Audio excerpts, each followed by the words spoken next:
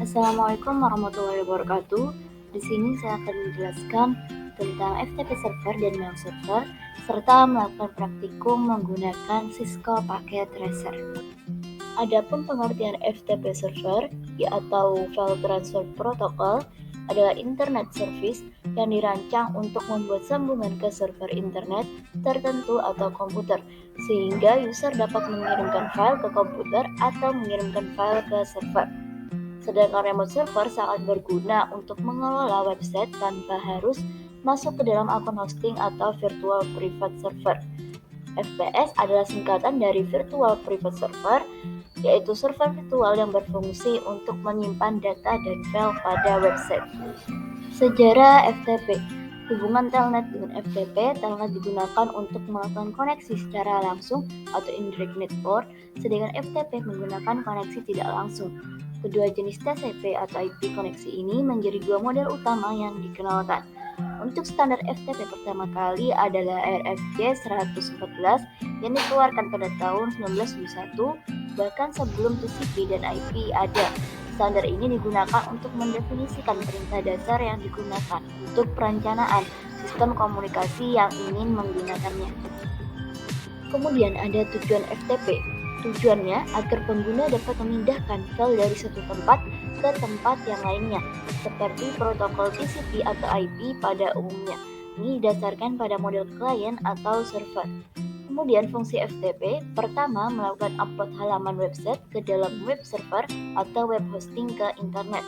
Kedua, menjelajah dan mengunduh file dari situs perangkat lunak publik, lalu mengirimkan file yang berukuran besar menjadi dua partisi yang mungkin saja terlalu besar untuk lampiran di dalam email. Selanjutnya, mengunduh dan melakukan upload konten seperti tugas kuliah ke FTP server. Yang terakhir, mendistribusikan revisi terakhir program yang dilakukan oleh pengembang perangkat lunak. Selanjutnya ada cara kerja FTP. FTP bekerja dengan mengandalkan autentikasi standar yang meminta pengguna komputer memasukkan username dan password untuk bisa mengakses data.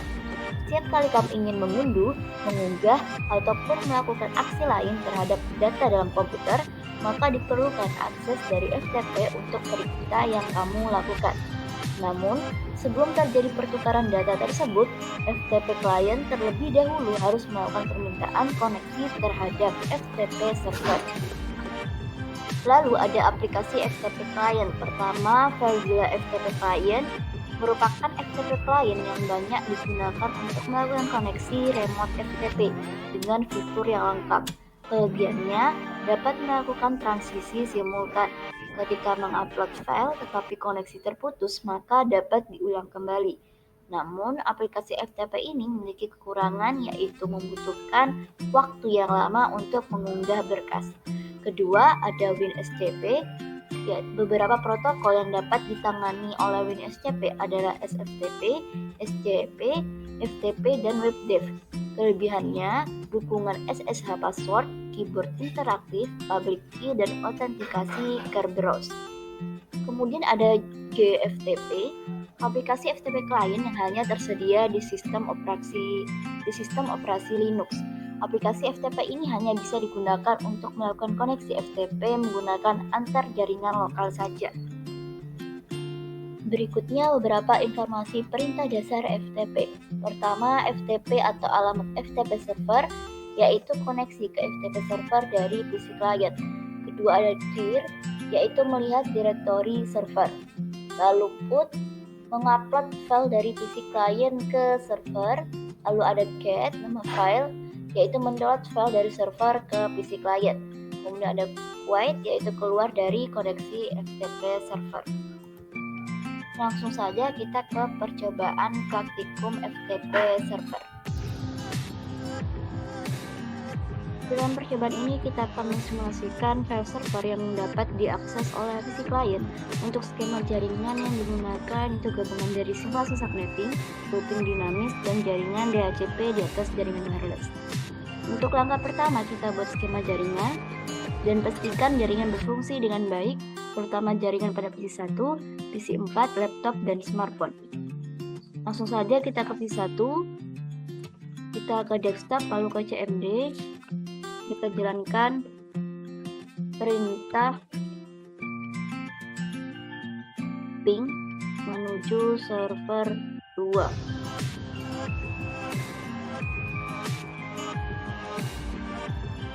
Ini sudah tersambung. Selanjutnya kita ke PC 4. Command prompt ping 434343.2. Nah, ini juga sudah tersambung. Oke, coba ke laptop. Command prompt ping 434343.2. Nah, ini juga sudah tersambung. Lalu kita ke smartphone, kita jalankan perintah yang sama, ping 434343. Nah, ini juga sudah tersambung. Selanjutnya kita nyalakan servis FTP di komputer FTP server, kemudian kita buat user coba, password coba dengan akses full. Ini kita ke FTP server, lalu ke servis, kita ke FTP. Nah, di FTP ini kita tambahkan username coba, password coba dengan permission rwdnl. Kita tambahkan dengan mengklik add. Jangan lupa servisnya kita on kan. Setelah itu pada langkah ketiga, pada PC1 kita buat file dengan nama pesan pc1.txt. Ini kita PC1, kita ke text editor. Ini kita tuliskan pesannya. Ini pesan PC1. Kita klik file lalu kita save. Ini kita tuliskan nama filenya.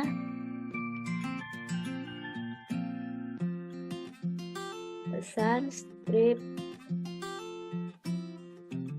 PC1. Udah, kita oke.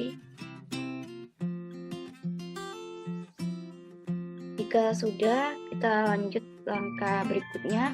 Kita cek bahwa file tersebut sudah tersimpan di PC1 dengan menjalankan perintah dir pada command prompt.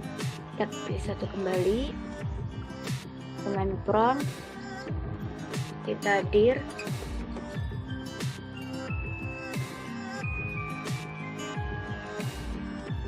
Nah, ini sudah tersimpan ya.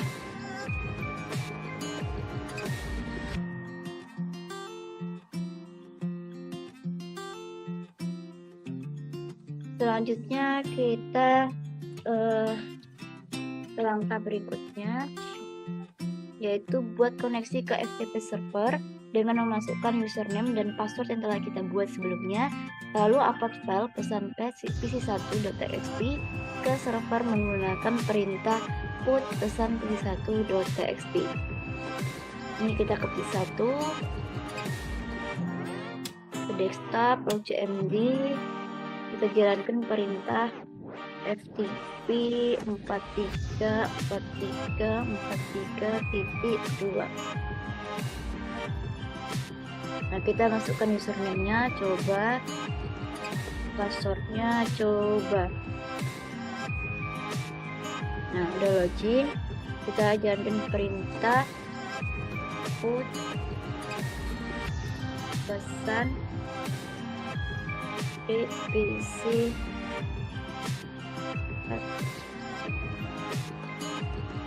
ulang lagi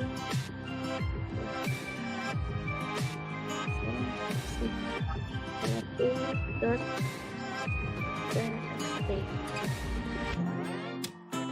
Nah, transfer sudah berhasil.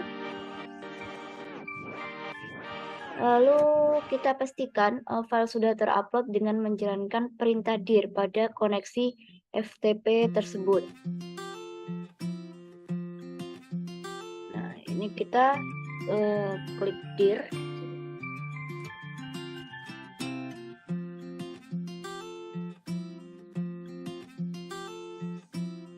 Nah, ini sudah tersimpan ya.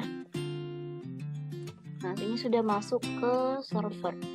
Lalu Langkah selanjutnya pada laptop kita buat koneksi seperti langkah 5. Lalu kita coba download file pesan1.txt yang sudah terupload sebelumnya ke laptop kita. Kita ke laptop, lalu kita ke desktop, lalu ke command prompt. Kita jalankan perintah ftp 434343.2. Kita masukkan username, coba passwordnya coba. Nah, udah login. Lalu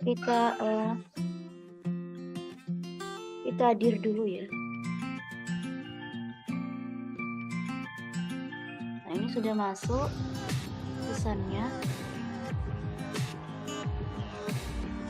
sudah ada di server. Lalu kita coba download, yaitu dengan menjalankan perintah get pesan isi1.txt. Kita get pesan isi1.txt.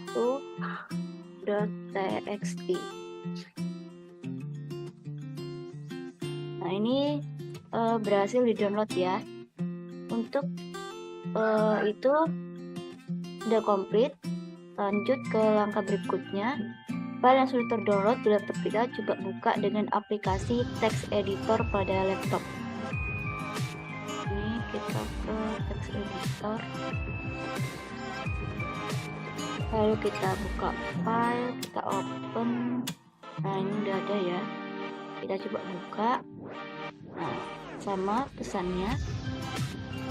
Mungkin sekian dari praktikum FTP server. Kita lanjut untuk materi mail server.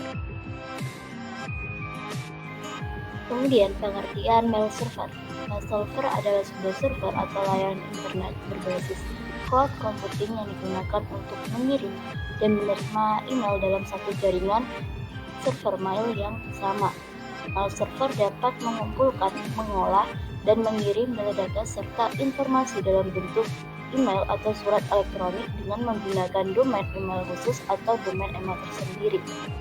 Untuk fungsinya, sebagai pengatur atau penerima dan penyalur respon atas email yang masuk. Tak hanya itu, fungsi utama dari program ini adalah sebagai aplikasi yang digunakan untuk menginstal email. Berikutnya, pengertian webmail server adalah sarana yang memungkinkan user dapat mengakses email melalui web. Dalam kata lain, webmail server adalah interface, dengan kata lain sebuah email yang berada dalam web, sehingga jika membuka email tersebut, kita harus membuka web terlebih dahulu dengan koneksi internet dan berbasis web. Untuk protokol emailnya ada 3 dalam mengirimkan email melalui mail server, yaitu protokol SMTP atau Simple Mail Transfer Protocol, POP3, dan IMAP. SMTP lebih banyak digunakan untuk menampung data serta mengirimkan email ke alamat email lain yang ingin dituju. Protokol POP3 dan protokol IMAP lebih banyak digunakan untuk memudahkan user dalam membaca dan mengakses email secara remote. Apa itu SMTP? Yaitu suatu protokol untuk berkomunikasi dengan server guna mengirimkan email dari lokal email ke server sebelum akhirnya dikirimkan ke server email penerima. Proses ini dikontrol dengan Mode Transfer Agent atau MTA yang ada dalam server email Anda. Untuk port SMTP default ada port 25, yaitu port tanpa dienkripsi, dan port 426, yaitu port SSL dan TLS. Nama lainnya adalah SMTPS. Kemudian pengertian POP3 adalah versi terbaru dari protokol standar untuk menerima email. POP3 merupakan protokol klien atau server di mana email dikirim dari server ke email lokal. POP3 adalah protokol komunikasi satu arah, yang artinya data diambil dari server dan dikirimkan ke email lokal di perangkat komputer Anda. Untuk port POP3 default ada 110, yaitu port tanpa dienkripsi, dan port 995, port nama lain dari POP3S. Adapun kelebihan menggunakan POP3, pertama, ketika email sudah diunduh melalui aplikasi lokal mail di komputer, Anda tidak perlu terhubung ke internet apabila Anda ingin membukanya kembali. Kedua, kebanyakan tidak ada ukuran limit untuk email yang dikirim dan diterima. Lalu dapat membuka file attachment dengan cepat dan tidak ada ukuran maksimal untuk mailbox kecuali hard disk komputer Anda penuh. Sedangkan kekurangan menggunakan POP3, pertama, jika JavaScript pada email reader diaktifkan, email closing dengan embed JavaScript dapat terbaca di email. Lalu, semua pesan akan disimpan di komputer. Hal ini dapat mengurangi space pada hard disk komputer. Kemudian, semua file attachment diunduh dan disimpan dalam komputer. Karenanya, potensi komputer terinfeksi virus dari email lebih besar. Terakhir, folder email terkadang hilang. Jika ini yang terjadi, upaya restore cukup sulit dilakukan. Adapun pengertian IMAP dan perbedaannya dengan POP3. IMAP, seperti halnya POP3, juga digunakan untuk mengirimkan email ke local mail. Hanya saja terdapat sedikit perbedaan cara kerja. IMAP adalah merupakan protokol komunikasi dua arah sebagai perubahan yang dibuat pada local mail yang dikirimkan ke server. Pada dasarnya, isi email tetap berada di server. Protokol IMAP lebih direkomendasikan oleh penyedia email seperti Gmail dibandingkan menggunakan POP3. Untuk port IMAP default, ada port 143 yaitu tanpa dienkripsi dan port 993 nama lain dari IMAPs. Selanjutnya, kelebihan menggunakan IMAP. Pertama, Anda dapat mengakses email dari mana saja melalui perangkat berbeda.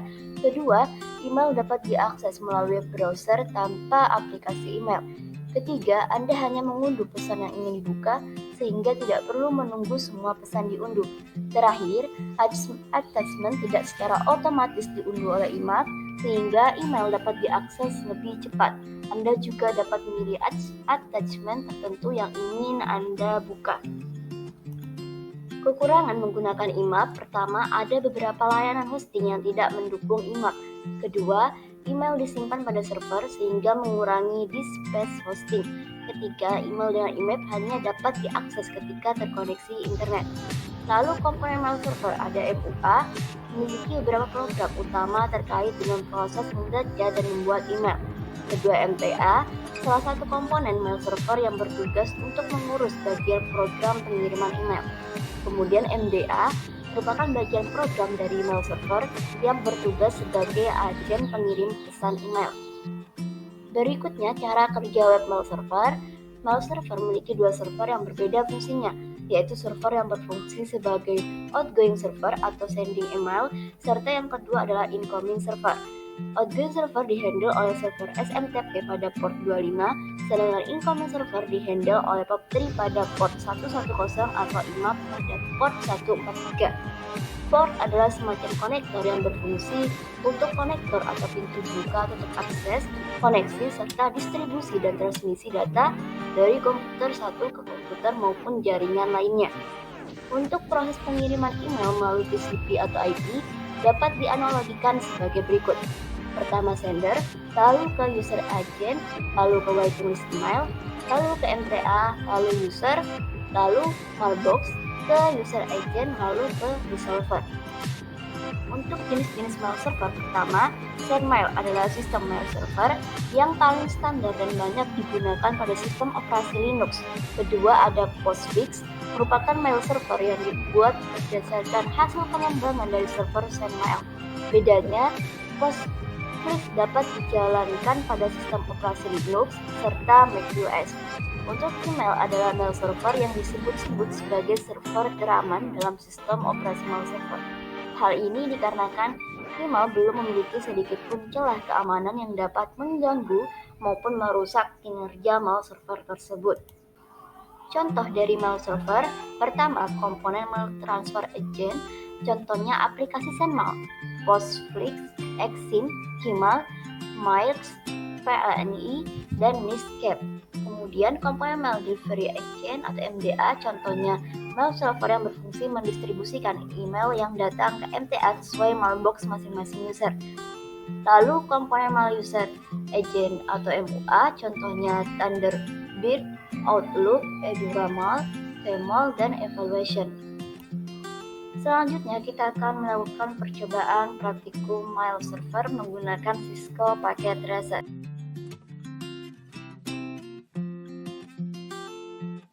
percobaan ini kita akan mensimulasikan mail server yang digabungkan dengan DNS server.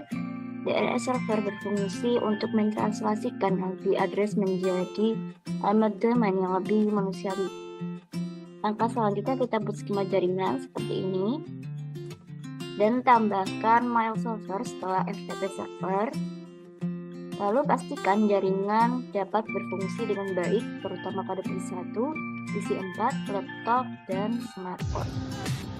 Langsung saja kita ke PC1, confirm, dan perintah menuju mail server dengan IP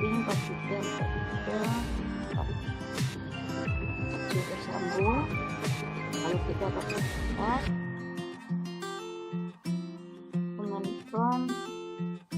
kita print 4343.4. Nah, ini juga tersambung. Lalu kita ke laptop from print 4343 tersambung. Terakhir di smartphone segmen from 4343.4. Nah, sudah tersambung juga. Langkah selanjutnya kita tambahkan entry DNS mailku.com pada DNS server. Ini kita ke DNS server, service DNS. Ini jangan lupa kita on kan. Ini kita tambahkan mailku.com dengan tipe record, lalu addressnya 434343.4. Selanjutnya pada PC1 dan laptop kita jalankan perintah nslookup. Ini kita ke PC1, command prompt nslookup ke mailku.com. Nah, servernya sudah dijawab di mail server 434343.4. Selanjutnya kita juga jalankan perintah pada laptop.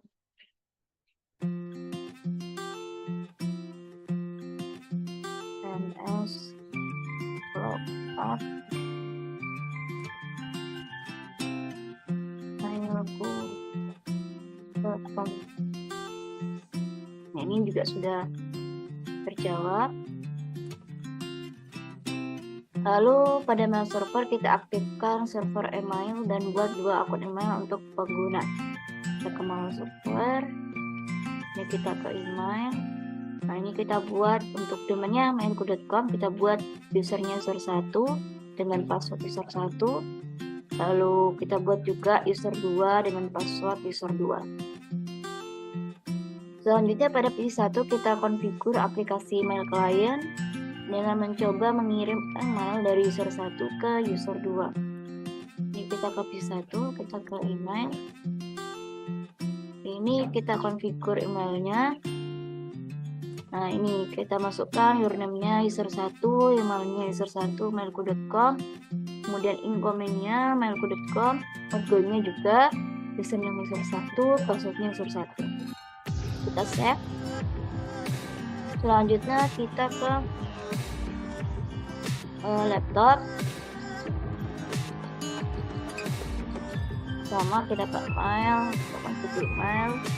Emailnya user 2, emailnya user 2 mail.com, incoming mail server mailku.com, kemudian outgoing-nya juga mailku.com, usernya user 2, passwordnya user 2, kita save. Selanjutnya kita kembali ke PC1, kita mail, kita coba mengirim pesan ke user 2.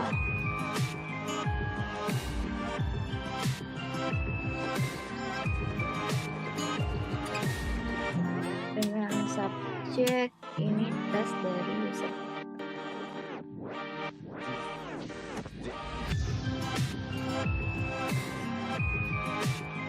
Ya, untuk isi emailnya kita samakan saja pesan. Maka sukses ya untuk pengirimannya. Kalau kita coba lihat di laptop, apakah emailnya sudah terkirim atau belum. Email, kita reset. Nah, ini sudah terkirim dengan subjek ini dari satu. Kita lihat. Nah, ini sih juga sudah. Kalau kita coba membalas dengan mengklik reply, kita balas, terima kasih.